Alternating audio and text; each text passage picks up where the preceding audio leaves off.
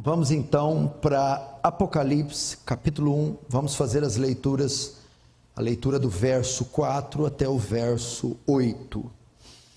João, às 7 igrejas que se encontram na Ásia, graça e paz a vós outros, da parte daquele que é, que era e que há de vir, da parte dos 7 espíritos que se acham diante do seu trono, e da parte de Jesus Cristo, a fiel testemunha, o primogênito dos mortos, e o soberano dos reis da terra, aquele que nos ama e pelo seu sangue nos libertou dos nossos pecados, e nos constituiu reino, sacerdotes para o seu Deus e Pai. A ele a glória e o domínio pelos séculos dos séculos. Amém. Eis que vem com as nuvens, e todo olho verá, até quantos o traspassaram, e todas as tribos da terra se lamentarão sobre ele, certamente. Amém. Eu sou o Alfa e o Ômega, diz o Senhor Deus, aquele que é, que era e que há de vir, o Todo-Poderoso. Até aí, deixa aberto aí, fecha os olhos mais uma vez, vamos orar.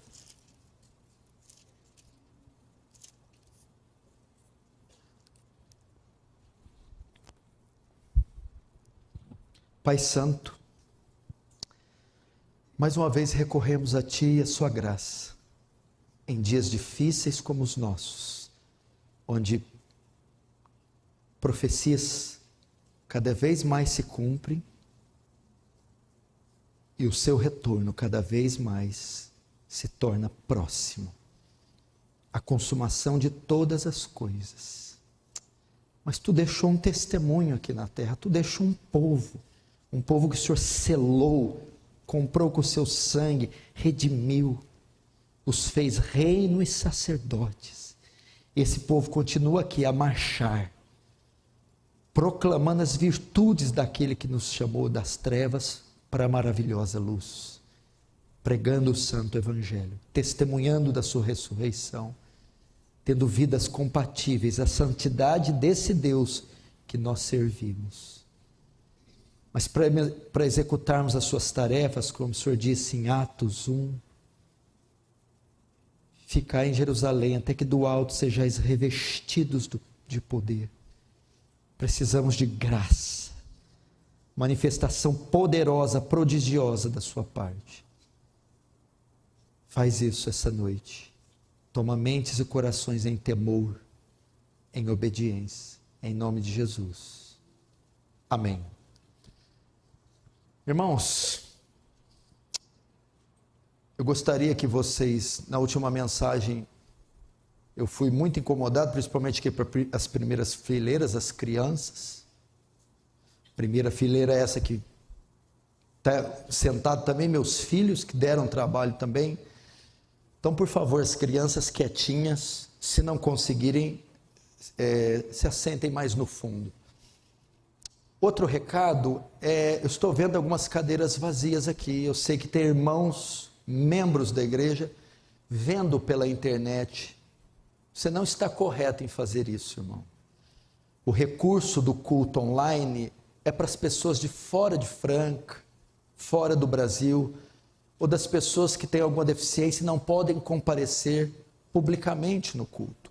Cultuar a Deus, transmissão online, assistir de casa, não é a mesma coisa que cultuar a Deus. Culto fala de ajuntamento, sem ajuntamento não há culto. Culto fala quando o povo de Deus se encontra.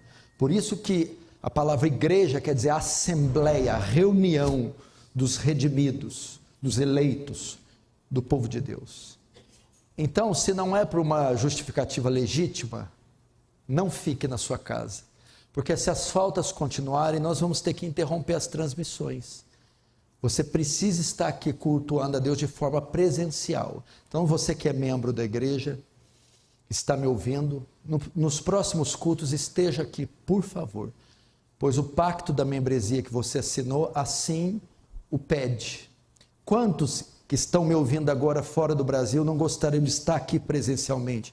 E ao ouvir esse recado, devem estar escandalizados e pensando, como pode gente que mora na própria cidade, membro da igreja, preferir ver online do que ir no culto público. Portanto, não faça mais isso. Irmãos, domingo passado nós demos início aqui a uma série de exposições no livro de Apocalipse. Domingo passado iniciamos como uma introdução do livro, uma espécie de panorâmica do livro de Apocalipse, para mostrar do que se trata o livro, a sua autoria, a sua data, o seu conteúdo. E principalmente nós vimos na primeira mensagem a forma correta de se interpretar Apocalipse, de modo que é um livro muito difícil e muito complexo para muitas pessoas. Mas ao estudarmos com cuidado, podemos notar, e ao seguir a linha de interpretação mais adequada, podemos assim notar que ele não é tão difícil. Agora nós vamos dar sequência na série de estudos, começando pelo capítulo 1, é claro. O capítulo 1 de Apocalipse, ele tem três divisões. A primeira divisão do livro trata do título, Revelações de Jesus Cristo. O termo revelações em grego quer dizer Apocalipse. A primeira divisão, então, trata do título, do autor e do tema do livro.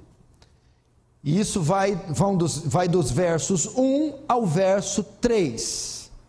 Nós já vimos isso na mensagem passada, nós já, então, abordamos a primeira divisão. A segunda divisão trata das 7 igrejas, ou é uma mensagem para as igrejas, a igreja de Cristo. Essa divisão inicia no verso 4 até o 8. E a última e terceira divisão do Apocalipse fala do Cristo glorificado. Vão dos versos 9 ao verso 20. E hoje nós trataremos da segunda divisão, uma vez que já tratamos da primeira, e no domingo seguinte trataremos da terceira divisão, encerrando assim o capítulo 1. Do que trata a segunda divisão do primeiro livro de Apocalipse? É uma mensagem à igreja de Cristo, mensagem que estava sendo destinada às igrejas da época: Sardes, Tiatira, Pérgamo, Esmirna, Filadélfia, Laodiceia, Éfeso, mas que também se estende para a igreja de Cristo hoje, ou para a igreja de Cristo em todas as épocas. Então, essa segunda divisão tem muito a nos ensinar. Ela era tão atual quando foi para a igreja do primeiro século, ela é tão atual para nós como foi para a igreja do primeiro século. E essa pequena porção que vai do verso 4 ao 8, de certa forma, quase que a totalidade do Apocalipse se encontra nessa pequenina porção. Vamos ter termos aqui, traços, que vão ser repetidos durante quase todo o livro. E você vai poder acompanhar comigo, então, as maravilhas contidas aqui. Como se inicia essa segunda sessão, essa segunda divisão do capítulo 1? Ele começa com uma saudação. Está aí no verso 4. João, às 7 igrejas que se encontram na Ásia, graça e paz a vós outros, daquele que é, que era e que há de vir. Até aí. João dirige suas palavras às 7 igrejas que se encontravam na Ásia Menor, região hoje da Turquia. Você vê que ele inicia aqui, João, às 7 igrejas da Ásia. Originalmente, a carta, ou as cartas, ou o Apocalipse, foi escrito e destinado para algumas igrejas do primeiro século, da época de João, o primeiro século da era cristã, da era apostólica. João tem revelações, ele está preso na ilha de Patmos, ele tem visões majestosas, magníficas, ele registra essas visões em pergaminhos, e ele envia esses registros em rolos, que são tidos como epístolas, cartas, e ele envia a essas 7 igrejas.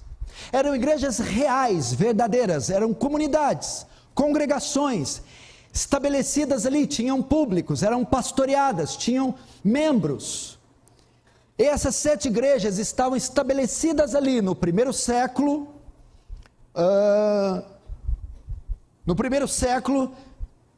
e estavam sob o regime do Império Romano. Pouco tempo atrás de João escrever, Nero era o imperador romano, e começou ali a primeira grande perseguição. Faz a transição com Domiciano, que é um outro imperador tão mau, tão perverso quanto ele. Essas igrejas então estavam estabelecidas ali na Ásia, sob esse regime.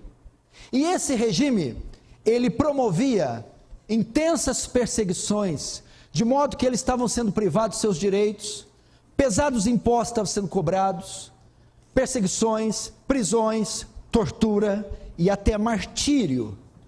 Portanto, no primeiro momento, o Apocalipse foi escrito para consolar os irmãos que estavam presentes nessas igrejas. Evidente que tinha mais que 7, não era apenas 7 igrejas, mas no primeiro momento foi destinada especificamente para essas igrejas, com a finalidade de consolar, encorajar, fortalecer, animar e trazer a eles discernimento do que estava acontecendo e do que viria a acontecer. E você vê que aqui ele usa o número 7, é a primeira menção de 7 aqui no Apocalipse, é das 7 igrejas. Como eu disse na mensagem anterior, Apocalipse faz muito uso do número 7, e o 7 tem a ver com completude, com perfeição, é o número de Deus. E quando ele usa o 7, se dirigindo a igrejas, ele estava querendo dizer que a mensagem não se limita apenas àquelas 7 igrejas. Ao dizer 7 e envolver com igreja, ele está dizendo a totalidade das igrejas, a completude, ou seja, a mensagem é para todas as igrejas, de todas as eras, de todos os tempos. Portanto, por mais atual que tenha sido o Apocalipse nos dias de João, por mais que teve pessoas de carne e osso que pegaram nas cartas, nos originais, que leram os papiros com tinta fresquinha de João, que estavam vendo ali Roma ser incendiada, vendo tortura e morte e todos aqueles acontecimentos, que por mais que tinha pessoas que tinham visto a própria morte e ressurreição de Cristo, o Apocalipse também é dirigido para nós.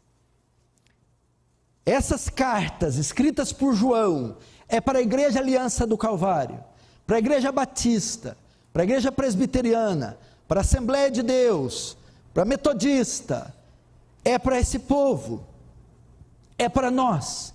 Portanto, o Apocalipse não é um livro obsoleto, de impossível interpretação, de pouca valia para os nossos dias e de pouca aplicação prática. Não.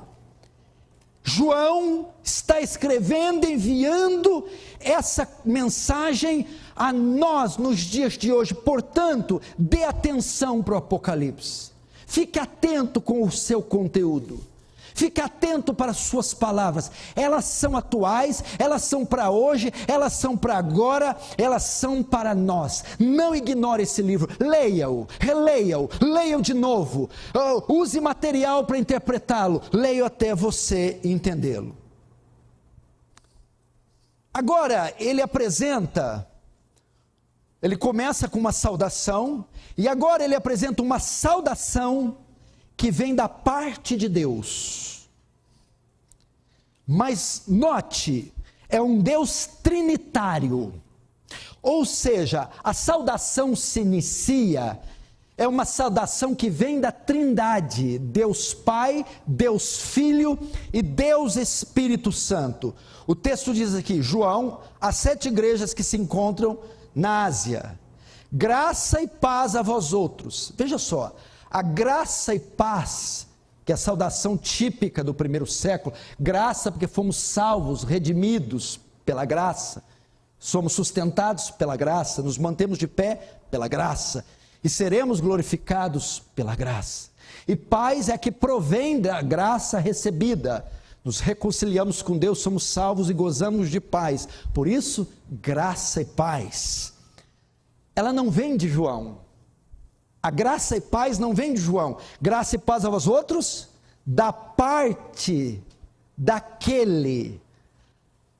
Graça e paz da parte daquele. É uma saudação que vem de Deus, mas de um Deus trino.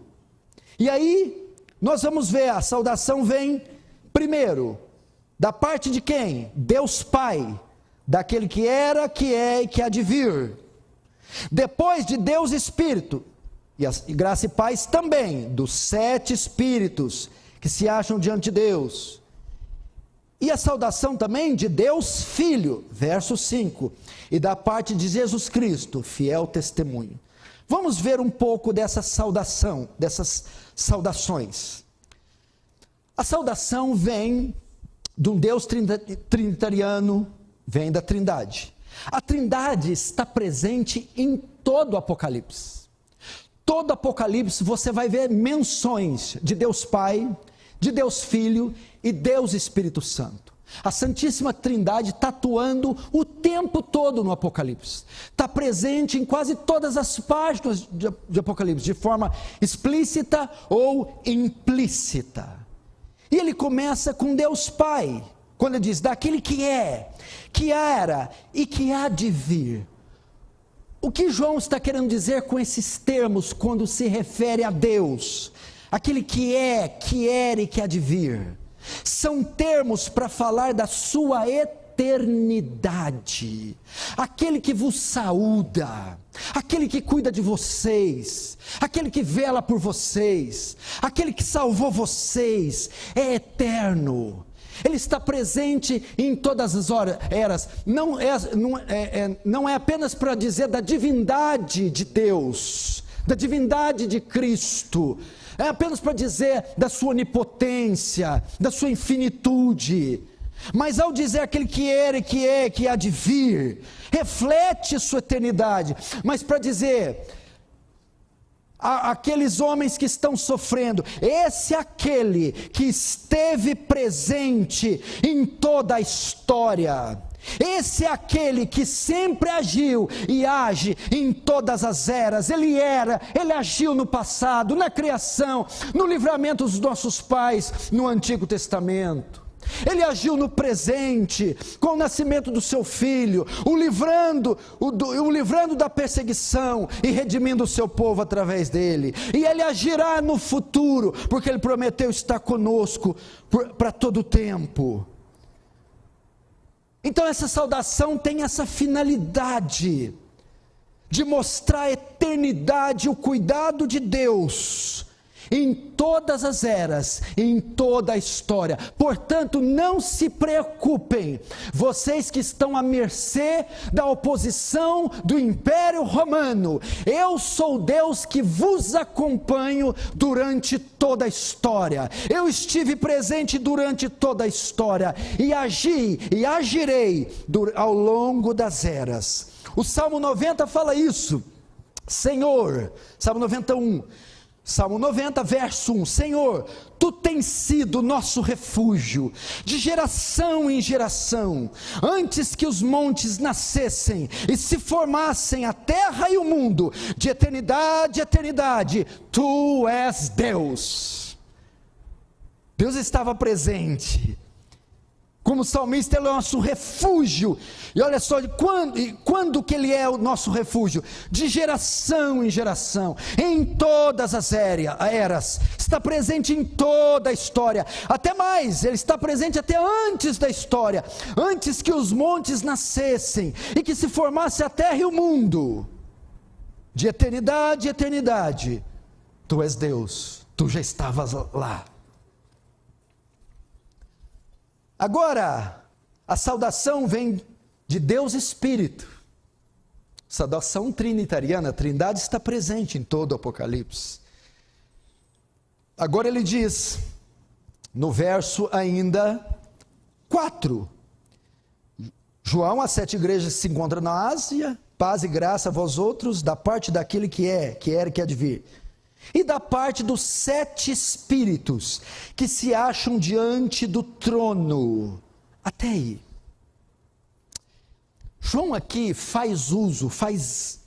ele ecoa as palavras de Zacarias, capítulo 4, versículo 1 e 2, quando Zacarias, no capítulo 4, ele faz uma menção dos 7 candeeiros de ouro. Ele diz assim: tornou o anjo que falava comigo e me despertou e me perguntou: que vês?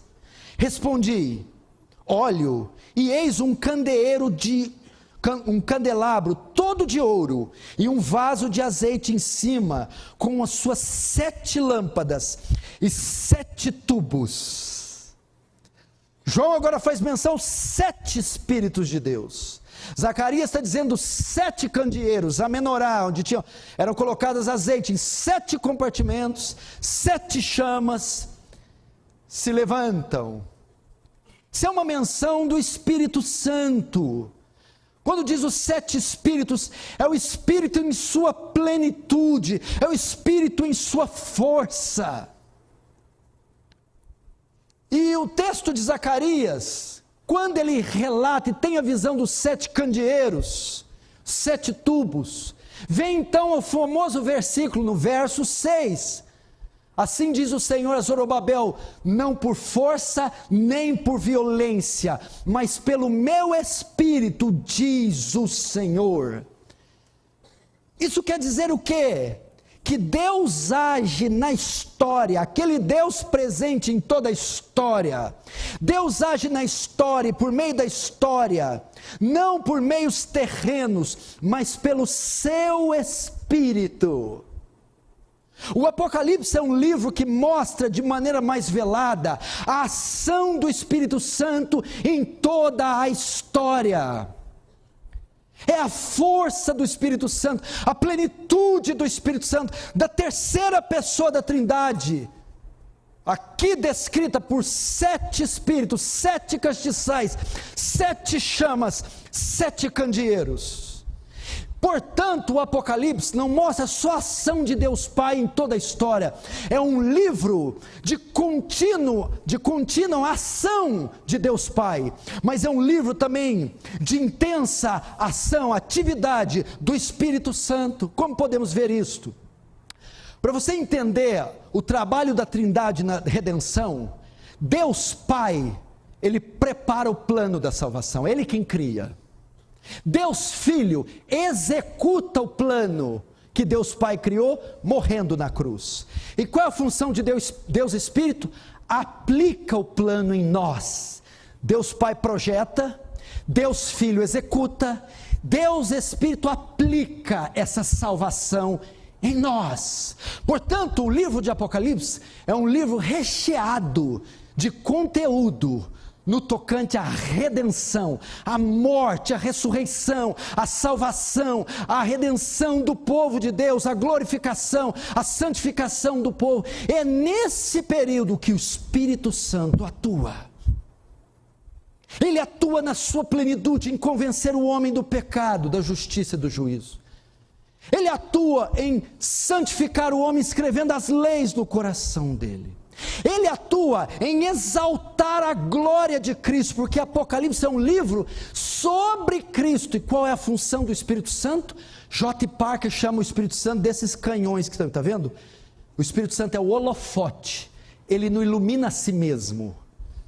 O holofote é aqui, esses canhões estão fazendo o quê? Iluminando aqui o púlpito. Eles não aparecem.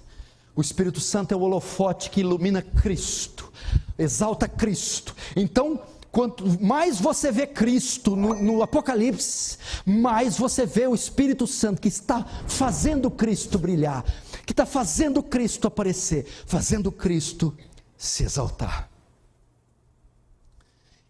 E terceiro, a saudação agora é de Deus Filho.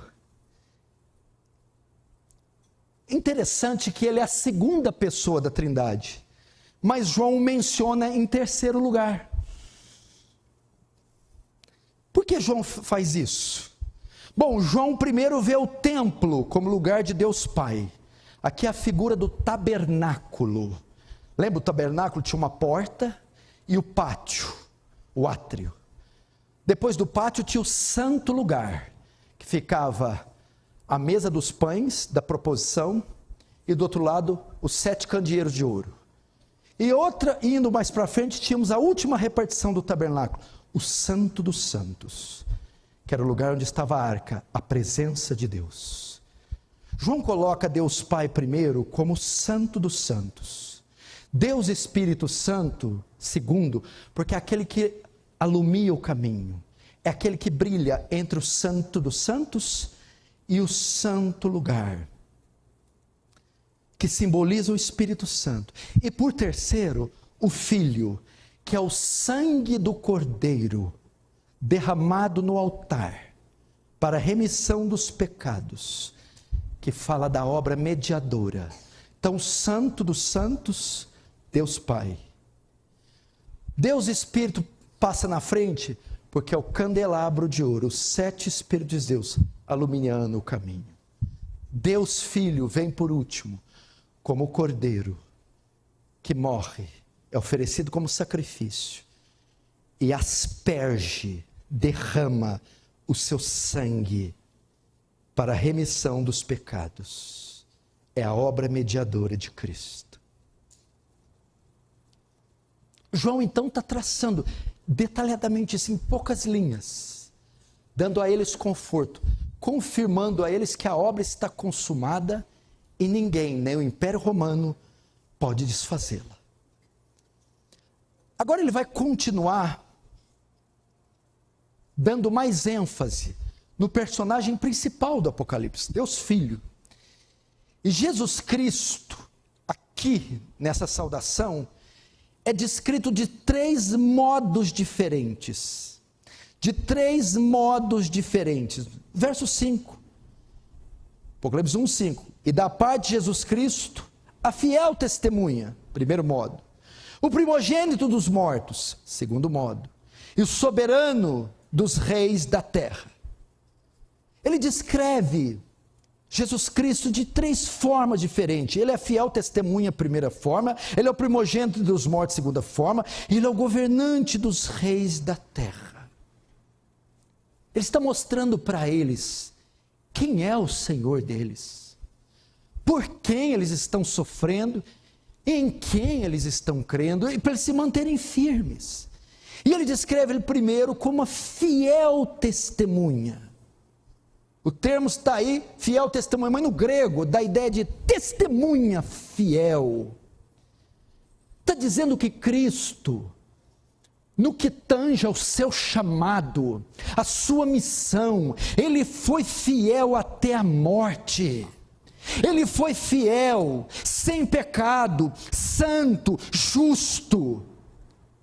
A Bíblia diz em Hebreus que em tudo foi tentada a nossa semelhança, mas sem pecado.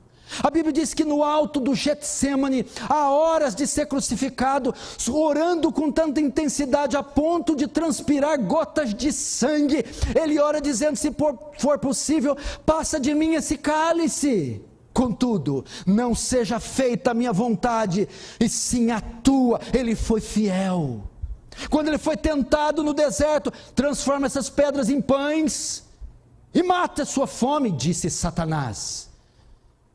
Fiel como era o seu chamado, disse: não só de pão viverá o homem, mas de toda palavra que sai da boca de Deus. Levado ao lugar mais alto do templo, ao pináculo, o diabo o seduz, o leva, o transporta e diz: atira-te daqui para baixo, pois está escrito: aos teus anjos dará ordem para que te guarde.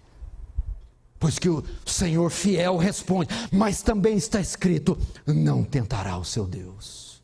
Depois o diabo o transporta para o monte, e mostra todos os reinos e riquezas da terra, e diz para ele: tudo isso é meu, e te darei, se prostrado me adorar. Então Jesus fiel responde: vai-te, Satanás, porque está escrito: ao Senhor teu Deus adorarás, e só Ele darás culto. Fiel à sua missão, fiel sendo santo, fiel sendo justo, fiel sendo sem pecado e fiel até a morte, ao ponto de estar pregado e nos seus últimos espasmos, nos seus últimos momentos de vida, sendo tentado a saltar de lá, pois passava e dizia: se és o Filho de Deus, desça da cruz, para que creiamos. Até nos seus últimos instantes ele podia desistir, e com um pensamento se livrar da cruz. Ele não, ele vai dizer: tudo está consumado, nas suas mãos entrego o meu espírito. Jesus é descrito também aqui como primogênito dentre os mortos. Está no verso 5, fiel testemunha e o primogênito dos mortos. O que é o primogênito dos mortos? Isso aqui fala da ressurreição. Cristo foi o primeiro a ressuscitar dos mortos.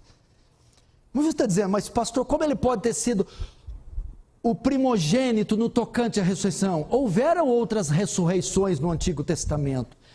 Essa é a ressurreição para a vida. Essa é a ressurreição com o corpo glorificado. Ele está dizendo que foi o primeiro a vencer a morte, o primeiro a ressurgir da morte com um corpo glorificado. Ele está inaugurando uma nova era, um novo reino, um novo momento.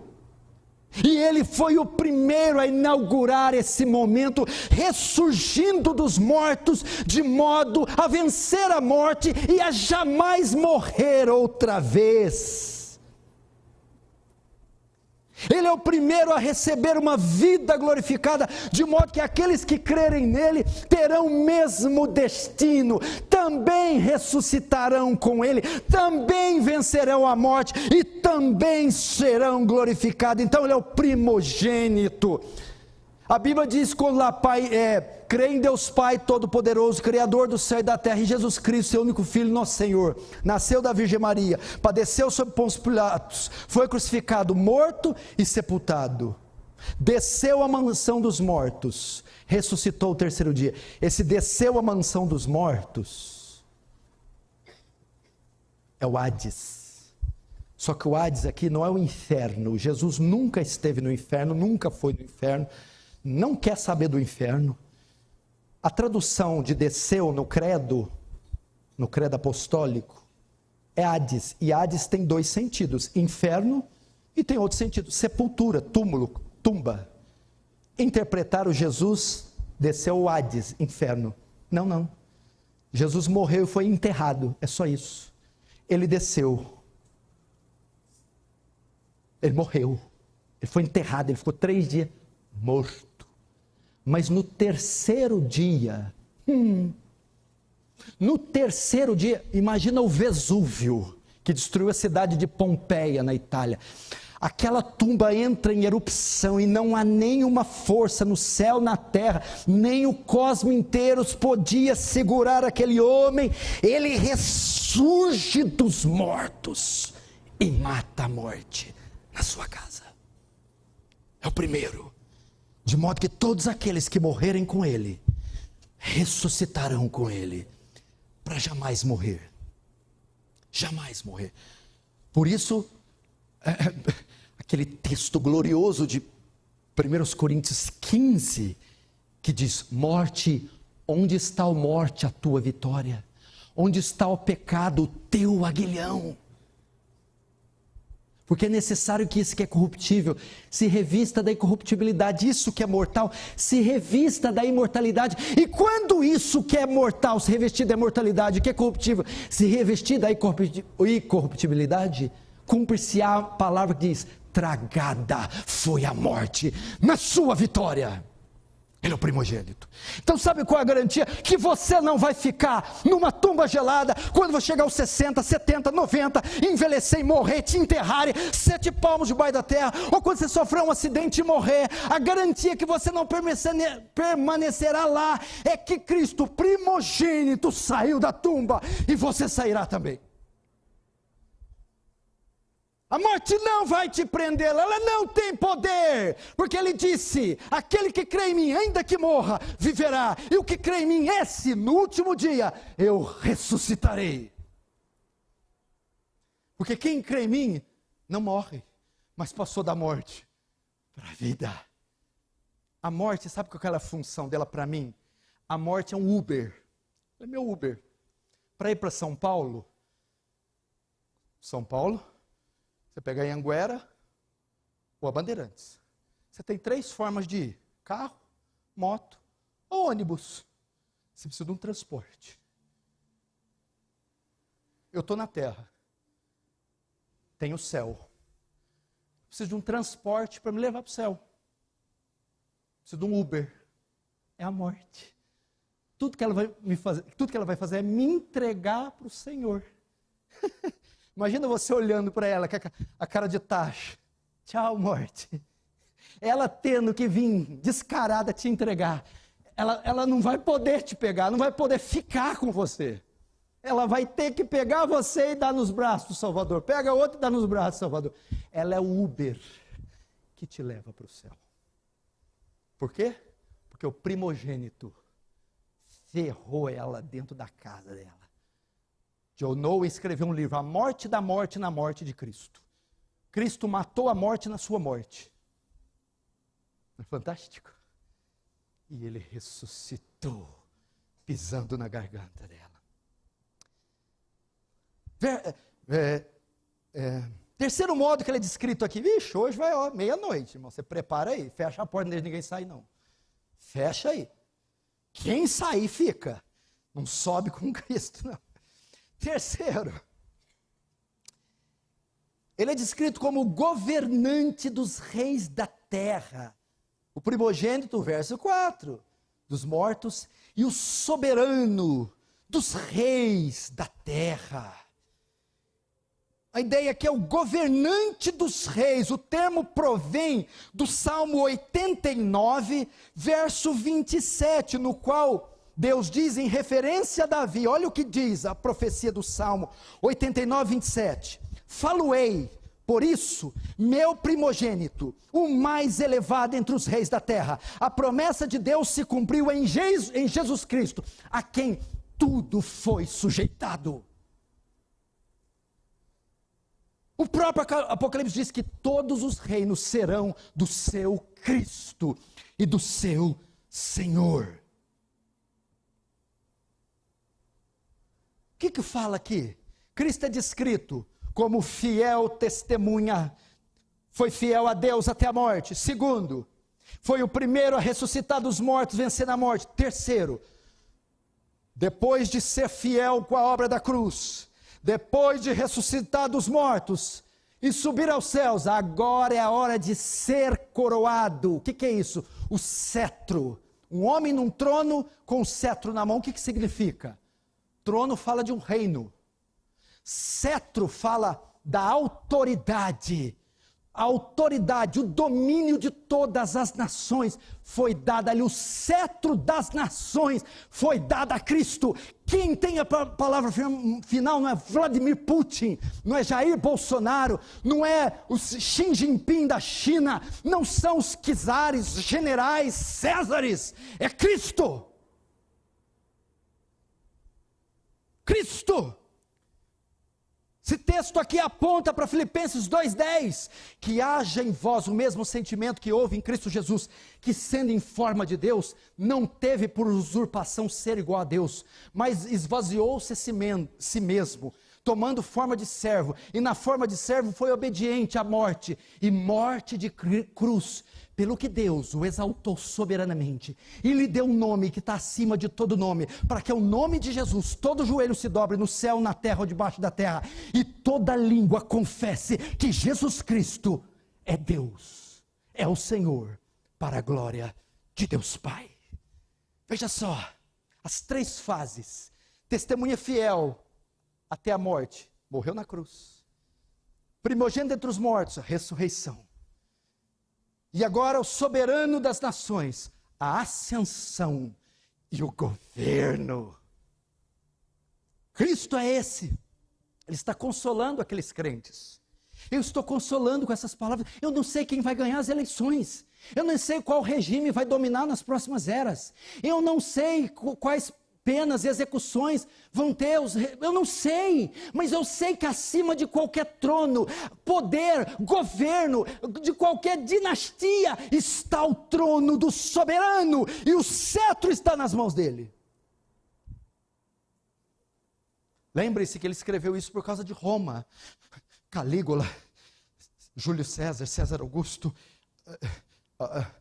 Domiciano, Nero. Aí ele vai, tem um trono acima do trono romano. Calma. Portanto, aqui nós também entendemos que o personagem principal deste livro é Cristo. Veja, nós temos nesse livro a morte de Jesus em todo o Apocalipse. Nós temos a ressurreição de Jesus em todo o Apocalipse. Nós temos a ascensão de Jesus no céu em todo o Apocalipse. Nós temos a vitória de Jesus em todo o Apocalipse. É um livro especialmente sobre Jesus e a sua vitória. João continua agora seus comentários, na sua saudação, falando sobre Jesus, e especificamente falando do seu amor, do seu amor. Veja os versos 5, só que a parte B. Aquele que nos ama, e pelo seu sangue nos libertou dos nossos pecados. Nós só estamos no capítulo 1, viu? Talvez você é aquele cristão mais sanguinário, eu queria já ir na taça da ira, calma, capítulo 1, 2, vai chegar lá, calma. Não fica com muita pressa de chegar lá, não. Vai arrepender. Agora João vai falar do seu amor. Olha que coisa linda. Verso 5b, aquele que nos ama e pelo seu sangue nos libertou dos nossos pecados. Sabe o que João está dizendo aqui? O inacreditável. João está mostrando que o Apocalipse é um livro que revela o amor. É um livro que é uma manifestação do amor de Deus. É um livro que demonstra o amor de Cristo por nós, pelo seu povo. Olha que coisa tremenda. O livro de Apocalipse é sobre ele, é sobre Cristo, mas ainda assim, Cristo não se esquece de nós. Ele faz questão de um livro que foi feito para exaltá-lo, declarar o seu amor por nós. E esse amor é facilmente demonstrado no ato dele nos libertar dos nossos pecados, dando a sua vida. É isso que o texto diz. Ele nos libertou dos nossos pecados pelo seu sangue. Essa é a maior demonstração de amor. Pode ser, diz Paulo em Romanos, que alguém venha morrer por uma pessoa boa. Pode até ser que alguém, mas Cristo prova o seu muito amor com que nos amou, tendo morrido por nós, não quando éramos bons, ou por sermos bons, ou depois da conversão, mas quando nós ainda éramos pecadores. Deus não te amou depois do banho, Deus te amou no lixo. Deus não te amou depois da lepra, Deus te amou cheio de necrose, vermes, purulento. Deus te amou quando você estava na biqueira, no bar, no motel, quando você estava alucinado, louco, roubando, assaltando, estuprando, matando. Deus te amou lá. E Apocalipse, no meio de toda essa revelação majestosa, sobra o espaço aqui para falar do seu amor.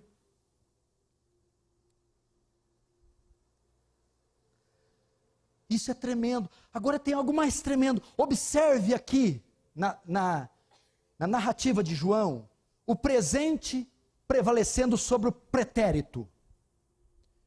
Enquanto a palavra libertou, o termo libertou está no passado, nos ama está no presente. Isso é para mostrar o contraste entre um ato contínuo e outro ato completado. A salvação, ela já passou, ela já se cumpriu. Por isso ele diz, libertou, julga o verbo libertar no passado. Uma vez libertado, não há necessidade de libertar mais. Mas quando ele vai usar o verbo amar, ele diz, aquele que ama no presente. Amo e continuo amando. Está no presente contínuo. Ou seja, o amor continuará para sempre. Salvar tem que ser conjugado no passado, porque já foi, não há necessidade de salvar outra vez. Amar sim. Ele amou, ama e sempre amará, conforme está em Jeremias 31, 3. Com eterno amor te amei, e com amor leal, segundo a King James, te atraí. Com eterno amor te amei. Com laços de benignidade te atraí. Veja só como ele está consolando aqueles que estão sem pão, sem teto, sem esperança, perseguidos, oprimidos, com medo da morte. Calma, eu redimi vocês, eu salvei vocês. Essa é a maior demonstração de amor, gente. Um inocente morrer por um culpado. Você conhece a história de Barrabás? Era um assassino, ladrão, bandido conhecido da região, preso por crimes terríveis. Jesus, no dia da celebração da Páscoa, era comum soltar um bandido. Ambos estavam sendo acusados. Barrabás, que era um homicida, endemoniado, e Jesus, por se declarar o Messias. Aqui, Pilatos expõe os dois diante da multidão. E diz, quem vocês querem que eu solte? De um lado, o homem mais santo que a humanidade já teve. Do outro lado, a figura do ser mais inescrupuloso e perverso. Qual dos dois tinha que ser solto? A multidão grita, solta Barrabás. E quanto a esse Jesus, crucifica-o. Foi exatamente o que Deus fez por nós. Ao invés dele punir Barrabás, esse facínora, que era eu e você, ele puniu o filho, que era inocente, e deixou livre todos os Barrabáses que creram. Eu e você. E o que é isso? Amor. Amor. Como é que você peca ouvindo isso aqui? Como é que você não é gentil? Como é que você não obedece a palavra? Isso é amor. Não, teve alguma motivação. É qual? O que você ofereceu para ele? Nada. Não foi pelos seus méritos, foi apesar dos seus deméritos. Não foi pela sua beleza, foi apesar da sua feiura. Não foi sua limpeza, foi apesar da sua sujeira. Sabe o que motivou ele? Amor incondicional. Uau. Por isso que tem que fazer igual a pecadora, a prostituta. Tem que chorar nos pés e enxugar com os cabelos e beijar. E falar, não, eu não. Tem que beijar e dizer, não. Eu tinha que estar incinerado dentro de uma fornalha. Eu tinha que estar dentro da donzela de ferro sendo picado em 1000 pedaços. Mas o Senhor pegou e me salvou. O Senhor me salvou. Desgraçado como eu, o Senhor me salvou. Por isso que quando vê-lo pensar nele, dirigirá a ele, só se curve. E diga, não tenho nada para dizer, declarar nada. Beije os pés e os enxugue com os cabelos. Beije os pés e o enxugue com os cabelos. Quando você acorda, olha para o lado, fique assustado. Ué, estou acordado?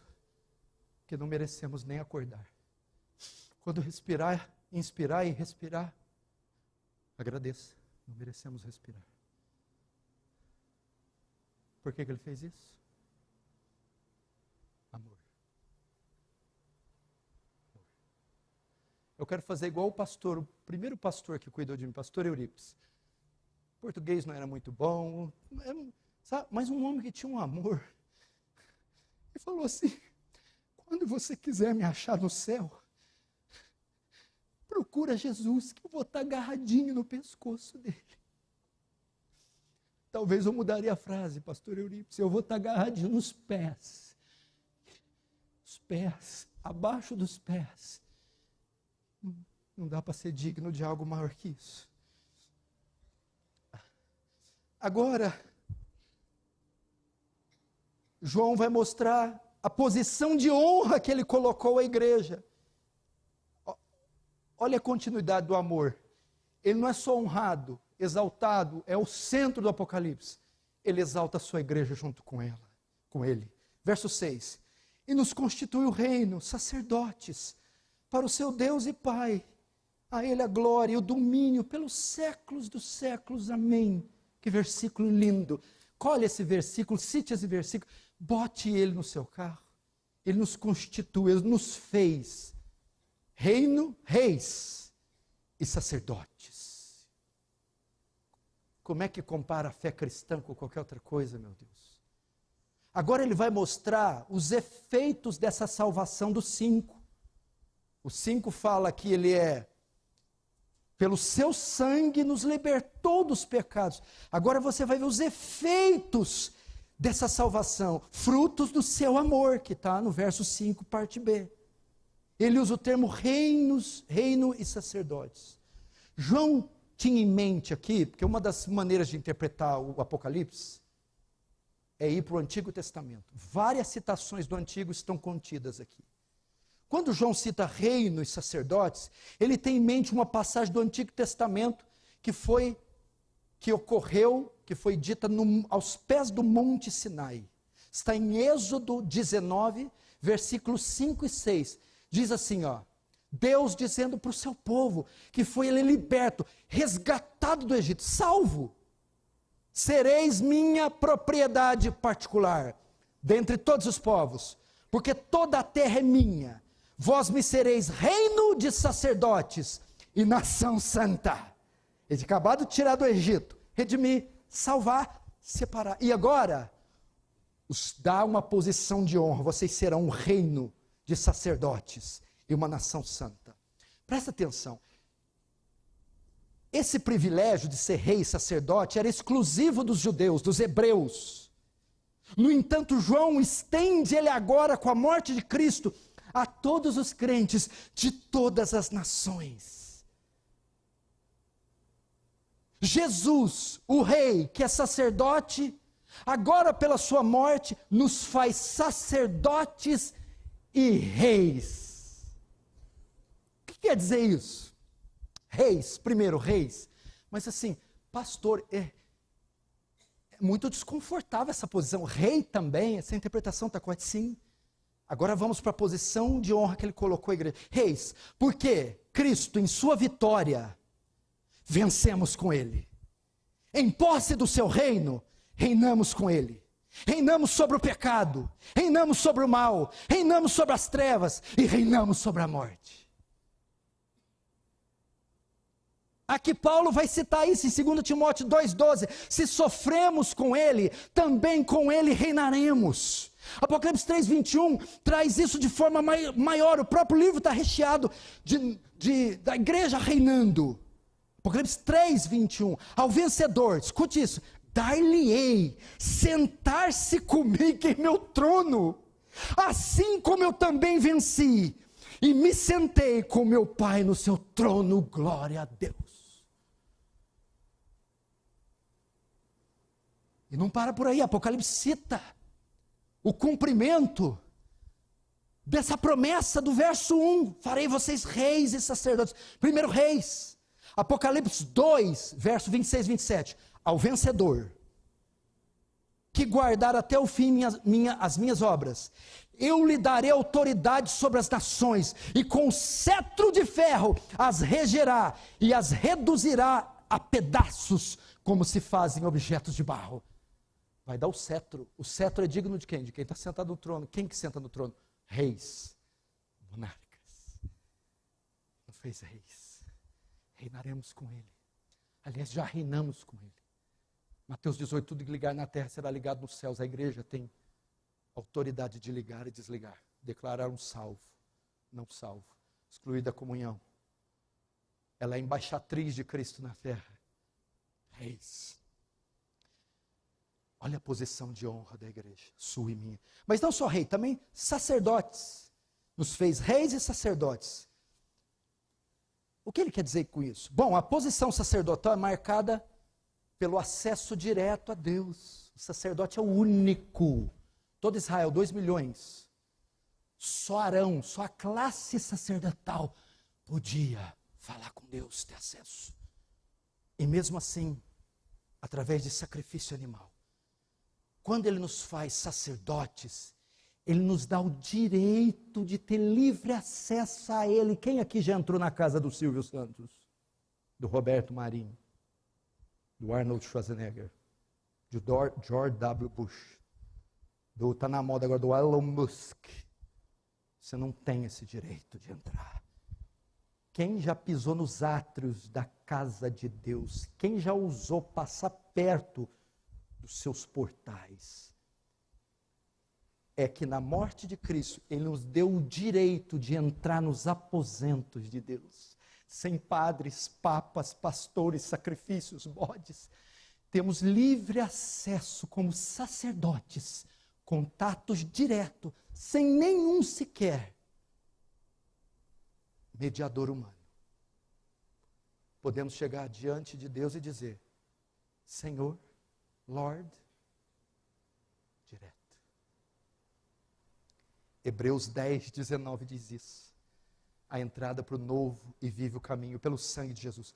Segundo, o sacerdote também era marcado pela sua pureza.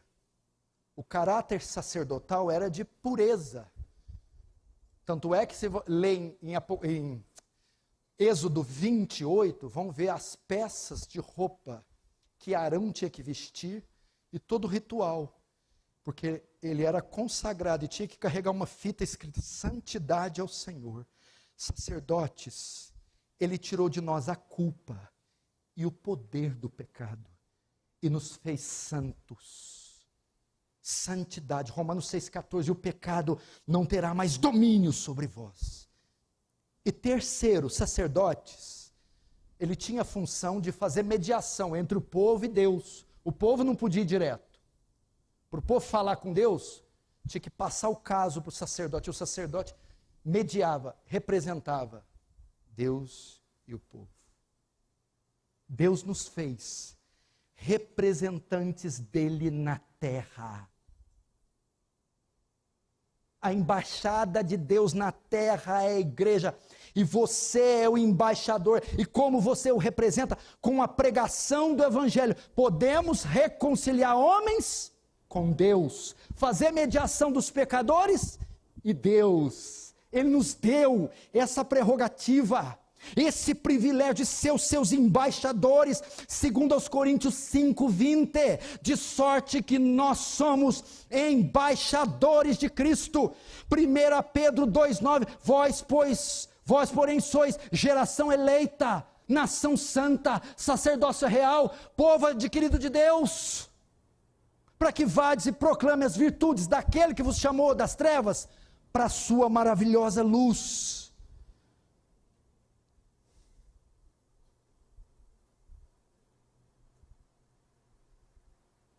Reis, sacerdotes. Você aí, você representa Deus. Você representa Deus. Você carrega o nome de Deus. Você aí é o embaixador de Deus. Você aí pode levar homens não cristãos a Deus. Você pode fazer a mediação mediante a pregação do evangelho. Deus te deu isso. Irmãos, eu sei que está passando um pouquinho, mas está acabando, viu? Só falta 1h20.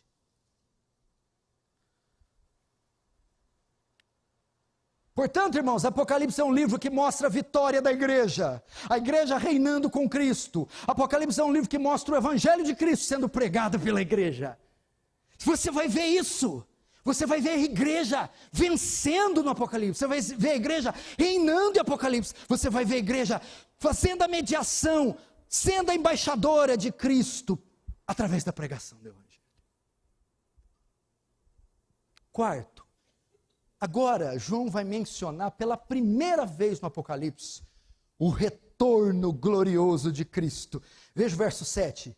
Eis que vem com as nuvens, e todo olho verá, até quantos traspassaram, e todas as tribos da terra se lamentarão sobre ele. Certamente vem. Uau! Olha só, lembrem, a igreja está sob servidão, martírio, punição, perseguição, está igual a gente.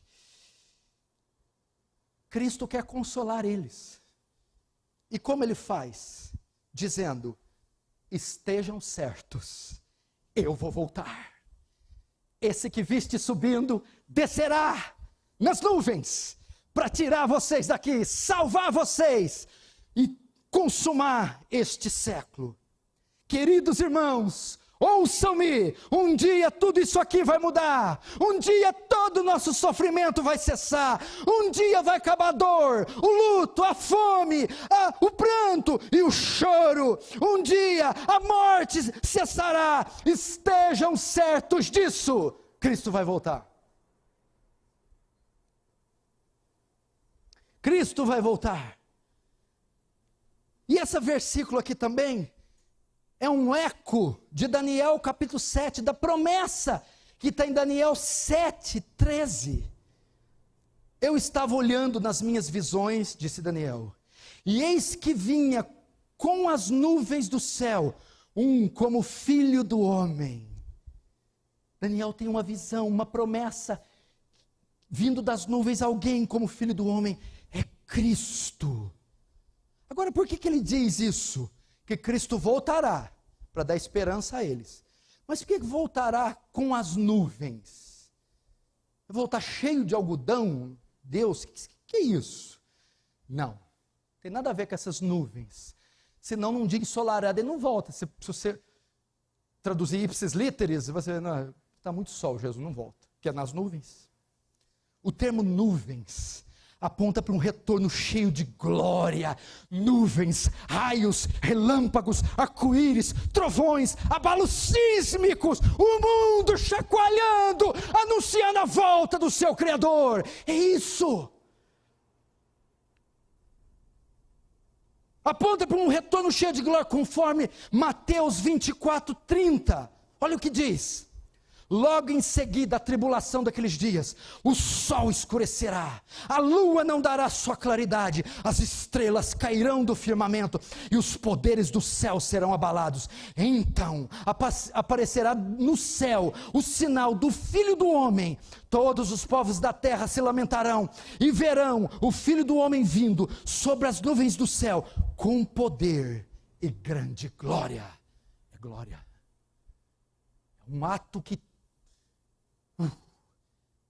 um ato universal, estrondoso, como diz o salmista no Salmo 104:3, ele toma as nuvens por seu carro, ele vai tomar as nuvens, os céus enrolando como pergaminhos, abalos sísmicos, mares rugindo ao som do Salvador. Ele voltará. Jesus vai voltar, irmão, não se engane, ele voltará como as nuvens, com glória. Veja só, e o texto vai mais longe. Essa volta não será secreta, igual os pré-tribulacionistas dispensacionalistas que dizem, a volta é secreta e iminente, ou seja, pode voltar a qualquer hora e ninguém vai ver. Olha o que o texto diz. O verso 7, eis que vem com as nuvens e todo olho verá. Mostra que essa volta não será secreta nem iminente. Todos estarão atentos. Sabe o que quer dizer isso, meu irmão?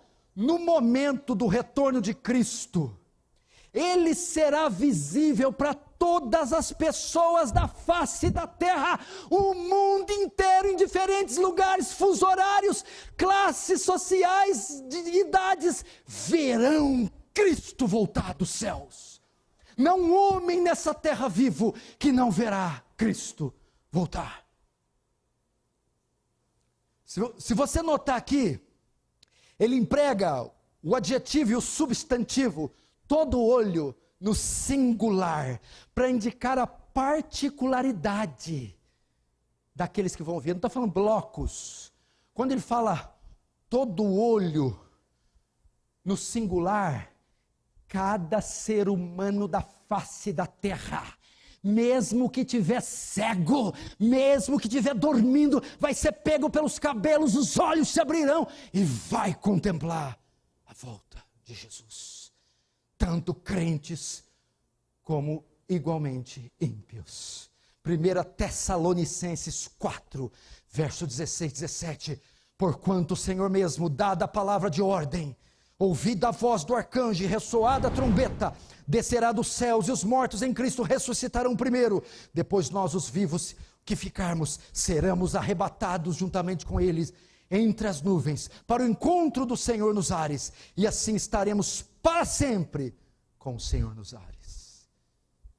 Veja só, Tessalonicenses diz que todos verão, Apocalipse 1:7 diz que todos verão, Mateus 24:30 diz que todos verão, porque diz: todos os povos da terra lamentarão e verão o Filho do Homem. A volta não será secreta nem iminente. Olha só isso aqui. Essa volta dele vai ser tão retumbante que até os mortos contemplarão. Porque o texto diz assim, ó: eis que vem com as nuvens, verso 7. E todo olho verá, até quantos os traspassaram, ou traspassaram. E todas as tribos se lamentarão. Uai, quem traspassou ele? Quem pregou ele na cruz? Quem furou ele com a lança? Isso foi no primeiro século, já está morto. Até esses verão. Significa que todos os mortos, todos os homens que existiram, Deus falou, não vai ficar ninguém de fora. Todos verão a vitória, o retorno glorioso, e sairão das suas tumbas, ressuscitados, para vê-lo, até os mortos. E quem são esses? Até mesmo aqueles que os traspassaram. Primeiro, se refere aos judeus, que entregaram Jesus nas mãos de Pilatos. Anás, Caifás, o Sinédrio, vão se erguer para ver ele voltar. Até mesmo aqueles que os traspassaram. Quem mais? Segundo, refere-se a Pilatos, que lavou suas mãos e o entregou para ser crucificado. Vai ressuscitar para vê-lo. E terceiro, refere-se também aos soldados que executaram a sentença, perfurando seus pés, suas mãos e o seu lado. Esses testemunharão, ressuscitarão para testemunharem o seu retorno, conforme a profecia de Zacarias 12, 9 e 10.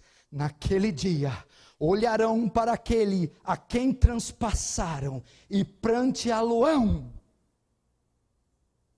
Imaginou que coisa? Você já imaginou?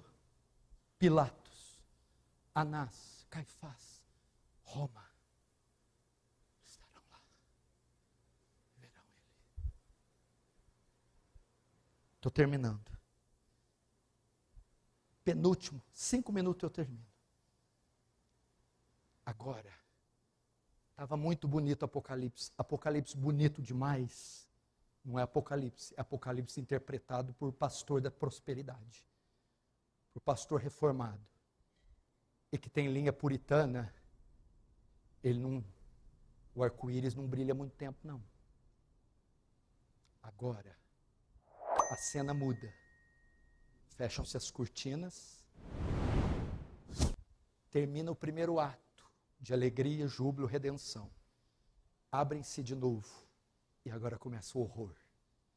A aplicação da justiça divina. Verso 7b. E todas as tribos da terra se lamentarão. Se lamentarão. Sobre ele, certamente. Amém. Esse dia não será só de alegria. Quando é que as tribos se lamentarão? Com a volta dele. Será um dia de horror, de angústia, de aflição, de medo. Quando fala tribos, está falando nações, povos, etnias. O mundo incrédulo inteiro vai ser tomado de um remorso, de choro, de pranto. É aquele remorso, aquele sentimento de tarde demais. Tarde demais. O que restou para o incrédulo será o cálice da sua ira. E as nações se contorcerão, se lamentarão, baterão nos peitos de remorso. Porque o julgamento é chegado. Zacarias 12, 9 e 10, fala desse dia. Naquele dia, olharão para aquele que transpassaram, e pranteá-lo-ão como quem pranteia por um unigênito, e chorarão por ele como quem chora amargamente, e dirão: o que eu fiz? Eu sou culpado. Eu neguei, eu matei, eu rejeitei, eu tripudiei sobre a sua lei, eu persegui a sua igreja. Agora o que me resta é o castigo. Todas as famílias da terra chorarão, gemerão como uma mãe que lamenta o seu filho morto. Lamentarão como um homem que se viu preso e condenado à morte. Tal será a dor sem esperança de todas as tribos da terra que agora estão sem Cristo. Vai ser assim, meu irmão. Eu vou só ler só um pedacinho do que vai ser. Porque esse aqui está no capítulo 6. Eu vou deixar esse dia para você. Só para você ter uma ideia como vai ser a volta de Jesus para os incrédulos. Apocalipse 6, 15 e 17. Os reis da terra, os grandes, os comandantes, os ricos, os poderosos, e todo escravo e todo livre se esconderam nas cavernas e nos penhascos dos montes, e disseram os montes aos rochedos: caí sobre nós e escondei-nos da face daquele que se assenta no trono e da ira do Cordeiro, porque chegou o grande dia da ira deles, e quem é que pode suster-se? Eles vão pedir para as montanhas cair sobre eles, de medo do julgamento do Cordeiro. Vai ser um dia de muito choro, muito pranto. Fim. Jesus termina verso 8, Apocalipse 1, 8. Eu sou o Alfa e o Ômega, diz o Senhor Deus, aquele que é, que era e que há de vir, o Todo-Poderoso. Sabe como é que termina esse outro ato? Vem Deus, o Pai Todo-Poderoso, e toma toda a glória para Ele. Ele vai dizer o sentido da criação, o sentido do livro, tudo é para a sua própria glória. Quando ele fala, eu sou Alfa e Ômega, Alfa, a primeira letra do alfabeto grego, Alfa. Ômega, a última letra do alfabeto grego. Alfa, eu, Deus, sou a origem de todas as coisas. Tudo de mim descende. Tudo veio por mim, é sustentado por mim, nasceu de mim.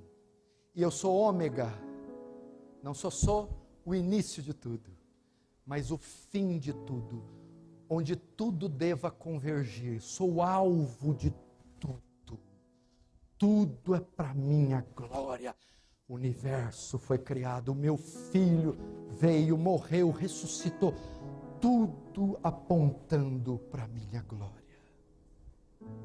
Com essas palavras, João quer dizer que a finalidade desse livro, Apocalipse, é exaltar a glória e a majestade do Senhor, nosso Deus. A Ele a honra, a Ele a glória, a Ele o louvor. Feche os olhos, curva a sua cabeça.